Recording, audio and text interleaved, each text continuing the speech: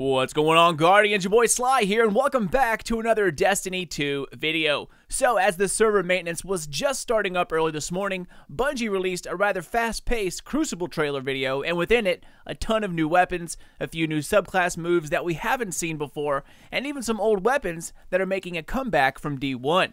So with the return of old exotics confirmed, that leaves the door wide open for all the other fan favorites to make a comeback. So this, in my mind, pretty much confirms that my beloved Bones of Ayo will be making a comeback, and nobody will tell me otherwise. Now, I don't main a hunter, but those boots are it. In any case, guys, let's take a look at the latest trailer to drop, and then let's slow it down a bit. There are a ton of things to take a look at inside here, so let's get started. Right off the bat, we see a handful of new armor sets. I do like this kind of fashion show at the beginning. I don't think any of these are exotics, but it does show that some of the older style weapons of D1 will also be coming back, like Hake auto rifles, for instance, and the original pulse rifles. So while new weapons in D2 are absolutely wonderful, if you're one of those people that like the old style weapons best, you will be able to choose whatever weapon tickles your fancy, which, I'm all for. While I'm ready for a change, some of us have really grown accustomed to our favorite style or brand of weapon from Destiny 1. We know the recoil, the aim assist, how it feels, the rise, the accuracy, all of that good stuff. So I think bringing back the old styles is a really good idea. Let's just hope they don't overdo it. So I can definitely see a few Crucible armor sets here, especially the Titan to the far left. That gold and black theme along with the boxy shoulders, very similar to the recent Crucible armor. As for the Warlock, absolutely loving that helmet, but the color scheme, it's a little off, needs a little work. Further down the line, looks like we have a Vanguard setup. By the way, the blue matches with that rifle in hand, and just the overall feel, it's a telltale sign of Vanguard style. And the Hunter, not sure about her, but they haven't strayed from the usual design, unfortunately. The Hunter always seems to have limited choices in terms of like armor style. It always has that gas mask style helmet with some goggles, some kind of vest. I'd like to see a little more variance in Hunter armor like you'll see here in a few. But in any case, let's just go ahead and move on to the next frame. Alright, so moving on, we see some more armor sets. Starting at the far left, the Warlock is wearing what I believe to be Vanguard armor. The helmet is the exact same that dropped in the beta from the Strike, the Inverted Spire. So that, along with the Vanguard blue, gives it kind of away, but he or she is holding a dead orbit auto rifle, so kind of hard to tell. Never been a big fan of those types of helmets, though. I really don't mind the old school Year 1 designs with that open face front, but this new one, definitely not my style. Looks too much like the Sweeper bot. Also, don't know how I feel about that ruffled Victorian collar. Anyways, as we move on, the two in the middle, obviously factions here. We have the Future War Cult and New Monarchy. Loving the new Titan helmet design, guys. The Future War Cult has always had pretty good setups, but this one here seems to top them all. Moving onward to the Hunter, seeing the vest and the belt go away for a more armor-like setup is awesome. Great to see that, and I'm loving the larger hoods in Destiny 2. Back in Destiny 1, they had a few bigger hoods, but they were all just like, sweatshirt hoods. The front of the face still stuck out. This time, they go for a more like monk-style hood, and I've been waiting for that for a long time. So it is a simple setup, but this new Monarchy setup looks great. And finally, let's talk about that Warlock helmet. If that doesn't have a Halo feel to it, then I don't know what does. You'll see more on that here in a few, but this fits the Warlock's, odd style. I have no idea where it comes from, what it's called, or what kind of, set it'll be from, but I believe it's going to be pretty popular. If you notice the hand cannon, it almost has like a Tex Mechanica kind of look to it. It has the scroll work and the last word type of color to it, so kind of neat to see where that comes from. Anyways, a nice sneak peek at some of the new armor. If you pay close attention, there are new armor setups all throughout this trailer. Definitely worth a peek, but let's get on to the bigger stories here. So first, let's talk about this sword. You guys know that shape, and when you hear this sound, to conquer, to conquer, to conquer. It's a dead giveaway, guys. Young Wolf's Howl without a doubt. Here is our confirmation that D1 exotics will be making their way into D2. And now it is a small glimpse, but like I said earlier, if we can for sure say that at least one is crossing over, then we know there will be others. So keep those fingers crossed that your favorite exotic made the list. Alright, so as we edge the frames along here, we see a dead orbit setup for the Titan. Same Crucible-like boxy shoulders, and they're going back to like, the Iron Man type helmets with the eye slits. Also, notice the sniper rifle looks to be the same armory that makes the Scathlock. Don't know if we're seeing a mod here or if that's simply style at the end of the barrel, but a cool look nonetheless. And right after, we get another look at some new Warlock armor. Not quite sure where this comes from. It kind of has a new Monarchy feel to it with the red and white, but too early to tell. I am liking that helmet though. Alright, so as we move along here, this is where Bungie is showing off its roots, full stop.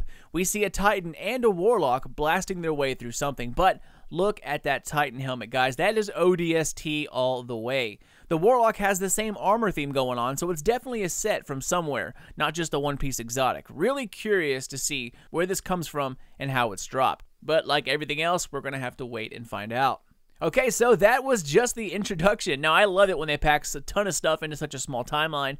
It gives us a lot to talk about. But as we progress, we get another look at the exotic rocket launcher people have been drooling over the past few years. Now, whether or not it's still called the Dubious Volley, we have no idea, but it does look to be pretty powerful, especially if it tracks multiple enemies in PvE. So cannot wait to see that thing in action a little closer. Also, notice the richness of color here within the new Hunter armor. These new shades of red and those colors are going a long way in choosing the right shader. Another reason why I'm glad they upgraded their engine and went with a new game instead of just more expansions held back, by the old system. So, definitely a good move there. Alright, so moving on to the next scene here. Now, it's not really that significant, but does that look like the Hawksaw, or does that look like the Hawksaw? Definitely a Suros weapon because you can see the logo at the bottom of the clip. While it's probably not the Hawksaw, a version like it will be in the game, as you can see here. So once again, it is good to know that popular styles of weapons will be coming back. If it is the Hawksaw, well, I'll be pretty damn surprised. Alright, so this next weapon is a weapon we briefly see in another trailer, but this time we actually get to see it fire. Not sure the name, but it looks to be some kind of close quarters burst weapon. Kind of like those, wide energy shot blasts. As you can see here, it does use void energy, but it just absolutely obliterates these three Guardians with one shot. So maybe like the energy version of a rocket launcher? Either way, it looks to be quite an interesting weapon. Can't wait to learn more. On top of that, we are seeing a bunch of new Crucible maps all in a very short amount of time. Some are outdoors in the EDZ, some look to be in a Cosmodrome-like environment with rust everywhere, and others look quite unique. Alright, so as we move on, we get a quick look at some kind of new shotgun. Now, I can't tell if this is an exotic, but the way it has electricity all over it when it kills, that looks to be an exotic type of perk activating. Now, the HUD's off here in this shot, so we can't tell if it procced or what for sure is going on, but it's definitely built like one. In any case, this trailer zips through a bunch of different areas fairly quickly, but there looks to be a lot of diversity in the Crucible map design, which ultimately is good for everyone. Alright, so this next couple of scenes have some subclass maneuvers that were blocked in the beta, but now we finally get to see them. The first one being the Sentinel shoulder charge. Similar to the Striker shoulder charge, the screen gets like this arc kind of haze around the screen when it's activated, and here we can clearly see that it's in purple. Then, immediately after, we see the Sentinel Shield Bash maneuver, which is pretty cool to see the shield in action, when usually that kind of thing gets reserved for supers only. So it is a nice addition to the maneuver. However, it doesn't look like it's anything overly special, simply a shoulder charge with a shield. Next, we see some of that sick Warlock armor that Bungie gave us a preview of a few months ago. Tie that in with these new style of helmets, and this is a look I could definitely get behind. Not quite sure of the pink accents, but hey, whatever. Also, notice that this Warlock is using the Sunshot hand cannon, so this confirms that the exotic weapons we used in the beta will not be class specific. I know that there was a rumor going around that they might be class locked, but I think this will finally put that to rest. Alright, and the last thing to take a look at is the Phoenix Dive. It's part of the second skill tree in the Dawnblade subclass. Really wish I had that in the beta, but as you can see, it's kind of like a sword smash or slam, similar to that of the Arc Strider. A larger AoE move is something that I felt was lacking last time, so it's nice to see that it does have a decent area of effect damage. And as we move on towards the end of the video, we check out another map, and this time looks like it's a crashed fallen catch. Not sure where, but I've always liked these tunnels and close quarter styles of places, like the Drifter. So, how it plays out, we will find out soon enough, and of course, it would not be complete without a look at one of the latest confirmed exotics, Coldheart, which of course is available to everyone who pre-orders the game. As we wind down, a few emotes, and that about wraps it up, guys. Like I said, a ton of armor to look at, a few previews of the different weapon types coming to Destiny 2, and a few dances. But that's about it. Now, every trailer I see gets me that much more amped up for September, and I cannot wait to dive into it. But that's it for me, Guardians. Just wanted to show you guys around the video, and as always, thank you all so much for watching and for supporting my channel. I know videos haven't been out all that much recently, but I've been putting extra time into work so I can take time off when I need to for D2. So keep it here for the first few weeks in September, because it's going to be a very busy time, and I cannot wait to start making new videos about everything that we're going to discover. Anyways, I'm out of here, y'all. Don't forget, you can catch me on Twitter or Facebook at Sly Nation Gaming. It's a great way to stay up to date with everything Destiny and new uploads coming out of my channel. Take care, y'all, and keep those eyes peeled for more videos dropping out here very soon. But until then, this is your boy Sly. Later, y'all.